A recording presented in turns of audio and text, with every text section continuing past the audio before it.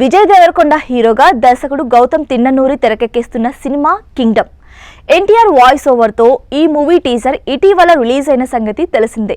తాజాగా ఓ కార్యక్రమంలో పాల్గొన్న విజయ్ తెర వెనుక సంగతులతో పాటు మరికొన్ని విషయాలు పంచుకున్నారు. టీజర్ కోసం వాయిస్ ఓవర్ రాసిన సమయంలోనే ఎన్టీఆర్ అన్న చెబితే బాగుంటుందని అనుకున్నామని, అలాగే ఆయన్ను కలిసి విషయం చెప్పానన్నారు.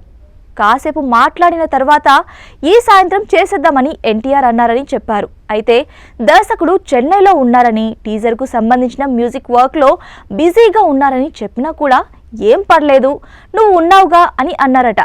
ఆ డైలాగ్స్ ఎన్టీఆర్ అన్నకు అంతగా నచ్చాయని, అద్భుతంగా వాయిస్ ఓవర్ ఇచ్చారని చెప్పారు. అన్నను అంతకుముందు ఎక్కువసార్లు మీట్ అవ్వకపోయినా మా టీజర్కు వాయిస్ ఓవర్ ఇవ్వడం ప్రత్యేకం అనిపించిందన్నారు.